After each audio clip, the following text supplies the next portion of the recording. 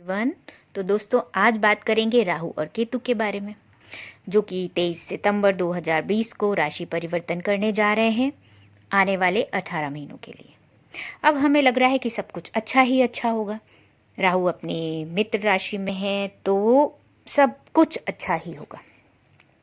लेकिन एक बात यहाँ समझ लेनी बहुत ज़रूरी है कि गोचर के ग्रह अपना अच्छा या बुरा परिणाम हमें हमारी जन्म कुंडली में उनकी स्थिति कैसी है और प्रेजेंट में किस ग्रह की महादशा हम पर चल रही है उसके अनुसार देते हैं। लेकिन जब भी ग्रह राशि परिवर्तन करते हैं तो एक तरह से ब्रह्मांडी ऊर्जा में एक परिवर्तन आता है और उस परिवर्तन का असर हम सभी पर पड़ता है। अब राहु जा रहा है काल पुरुष कुंडली के दूसरे घर में, वृषभ राशि में। दूसरे घर का संबंध है हमारे परिवार, हमारे इनकम, हमारे जो भी इमोशनल अटैचमेंट यानी रिश्ते, हमारी वाणी और जो कुछ भी भूमि भवन हमने पिछले जन्म के कर्मों के आधार पर इस जन्म में अर्जित किया है।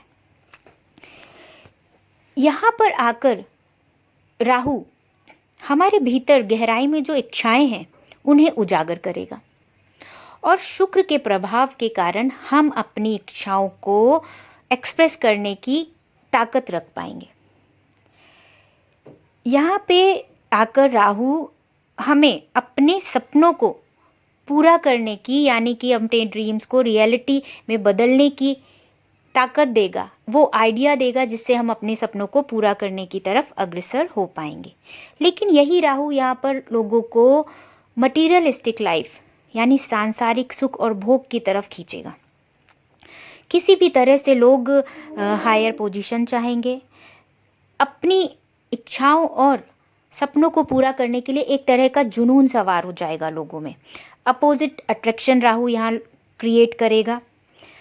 लेकिन लोगों का क्रिएटिव साइड भी बाहर आएगा, खासकर mass media, entertainment, art, craft और वाणी से संबंधित जो प्रोफेशन है उससे रिलेटेड लोगों को एक प्लेटफॉर्म मिलेगा और उनमें ये एबिलिटी आएगी कि वो अपने सपनों को पूरा कर सकें। यहाँ पर आकर अब लोग अपनी चीज़ों पर यानी जो भी उनके अधिकार हैं, भूमि भवन, इंसानों पर, रिश्तों पर एक तरह का अधिकार जमाना चाहेंगे। और पॉजिटिव इफेक्ट ये हो सकता है कि जिसका जो अधिकार है वो उसे मिल जाए। लेकिन हमें बहुत केयरफुल रहना होगा राहु के नेगेटिव एस्पेक्ट से, क्योंकि राहु ऑब्सेशन भी क्रिएट करता है और ओवर पॉजेसिवनेस। तो हमें थोड़ा सा केयरफुल रहना पड़ेगा कि हम मटीरियलिस्टिक लाइफ की तरफ इतने ऑब्सेस ना हो जाएं। अब बात करते हैं केतु की। केतु जा रहा है काल पुरुष कुंडली के अष्टम भाव में। अष्टम भाव का संबंध है हमारे पार्टनर की wealth, war, weapon, death, transformation और सीक्रेट्स का। केतु संबंध रखता है हमारे पूर्व जन्म से। तो आप ये समझ लीजिए अब हमारे सामने ऐसे रिश्ते आएंगे, हम ऐसे रिश्तों से जुड़ेंगे जिनका संबंध किसी ना किसी रूप से हमारे पूर्व जन्म से है। यानी अब हमारे जो कार्मिक अकाउंट्स हैं वो फाइनल स्टेज पे आ चुके हैं, अब उनको रिजॉल्व करना ही है हमें। अष्टम भाव में आकर केतु लोगों के अंदर हिडन जो रहस्य हैं उनके प्रति जागरूकता पैदा करेगा। लोग नेचर में छुपे रहस्यों को, ब्रह्मांड में छुपे रहस्यों को जानने की कोशिश करेंगे। एक तरह से स्पिरिचुअलिटी की तरफ यहाँ केतु आपको खींचेगा। कुछ इस तरह की घटनाएं होंगी जिसके कारण भीतर एक बड़े लेवल पे रूपांतरण होगा, ट्रांसफॉर्मेशन होगा, लोगों की वैल्यूज़ बदलेंगी। बहुत टाइम से आ रहे बिलीफ्स जो जन्मों जन्मों के भी हैं लोगों के, वो ब्रेक हो जाएंगे। कुछ ऐसे रहस्यों से पर्दा उठेगा जिनसे हम पहले कभी परिचित नहीं थे। यहाँ पर आकर केतु क्या करेगा, एक इंडिविजुअल आइडेंटिफिकेशन को ब्रेक करके कहीं ना कहीं स्पिरिचुअल फुलफिलमेंट की तरफ लोगों को घसीटेगा, लोनली पाथ की तरफ। लेकिन पॉजिटिव एस्पेक्ट ये होगा कि यही केतु आने वाले समय यानी फ्यूचर के लिए फाउंडेशन बिल्ड कर देगा। देखिए केतु विचार नहीं करता है,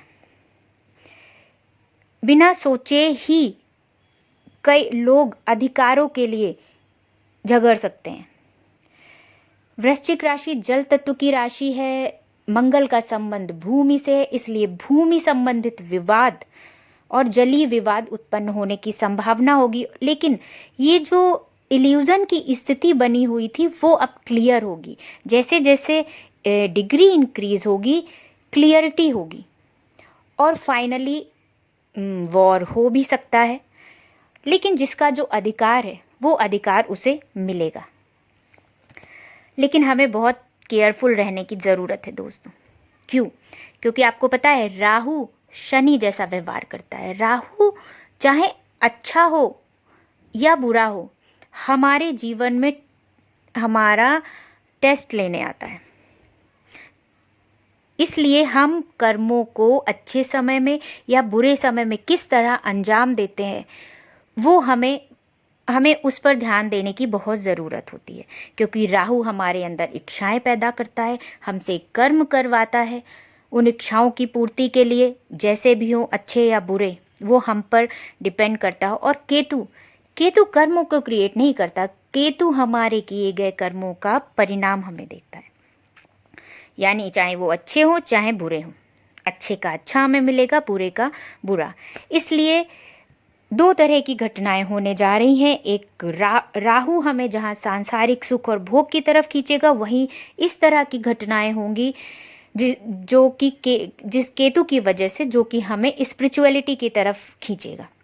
हमें राहु और केतु दोनों के ही नेगेटिव प्रभावों से बचने की ज़रूरत है। ओवर पॉजेसिव नहीं होना है, ऑब्सेस्ड नहीं होना है।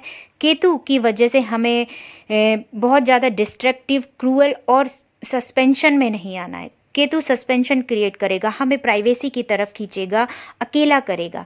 तो इसलिए हमें थोड़ा केयरफुल रहने की ज़रूरत है। और दोस्तों, जब भी ग्रह राशि परिवर्तन करते हैं काल पुरुष कुंडली में, तो आप समझ लीजिए हमारे लिए नए अनुभवों का एक नया पोर्टल ओपन होता है जो हमने पहले नहीं किए होते हैं।